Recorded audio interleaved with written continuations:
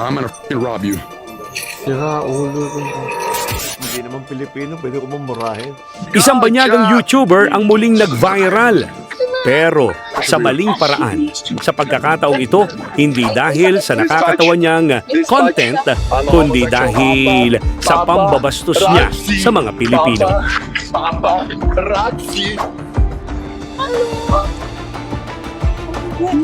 Only fan left in the chat.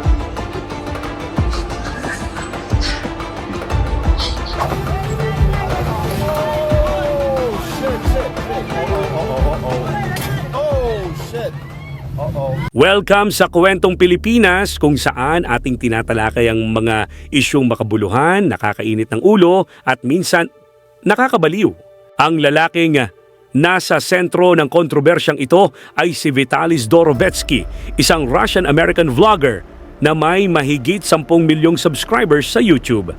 Kilala siya sa mga prank na kadalasan ay lampas na sa linya at hindi na nakakatuwa. At sa bagong vlog niya, Pilipinas naman ang kanyang naging playground. Sa kanyang live streams, makikitang ginawa niya ang mga sumusunod. Ninakawan ng sombrero ang isang security guard.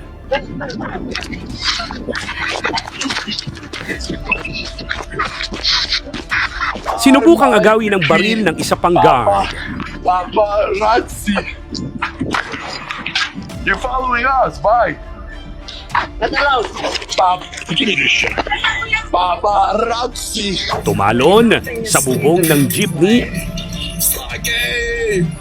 He's just crazy. Spider-Man returns.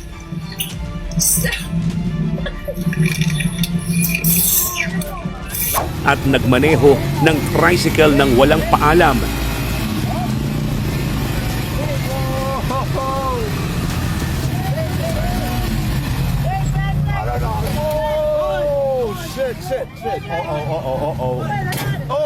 Shit.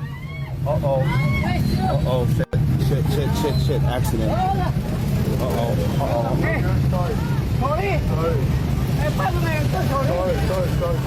At nagnakaw ng electric fan mula sa isang restaurant. Come in front of me, bro. Since I don't have any fans, since I fell off my only fan, bro. Coming through. Kung akala mo'y tapos na, nagpunta pa siya sa Boracay at nagpakita ng hindi ka nais-nais na pag-uugali sa isang surfing instructor. Sabay hikayat sa kanyang fans na mag-iwan ng negatibong review sa negosyo nito. Want me on my knees, huh? Like this. Like that? How do you want me? Okay. Position. Okay? Yeah. So kneeling position is always in this area. Uh-huh. And then how to understand how to play the bridge using your knees, so you need to do like leaning backward, Oh, really? Yeah. forward. Okay, so you want me to like ride you like a reverse cowgirl? Okay. So lean backward in your But for tearing, you need to do like leaning your body on the side by side or Oh, so you want to put it sideways? At dahil dito, mabilis siyang inaresto ng Bureau of Immigration at CIDG.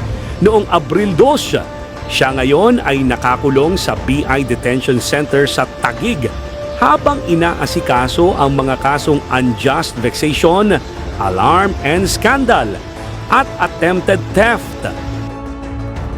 Ayon sa mga opisyal, wala raw itong pinakitang pagsisisi at hindi siya ide-deport agad dahil nais ng gobyerno na panagutin siya sa ilalim ng batas ng Pilipinas. Galit ang maraming Pilipino.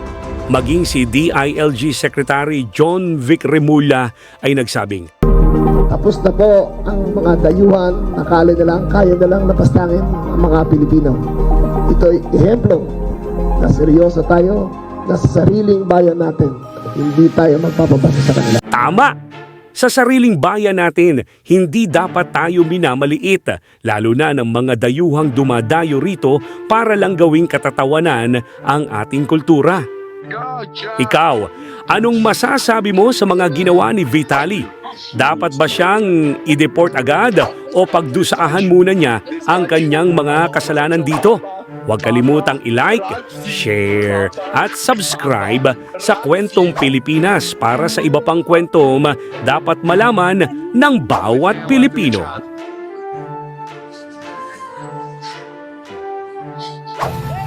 don't know.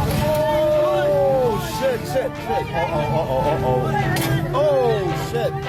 Uh-oh.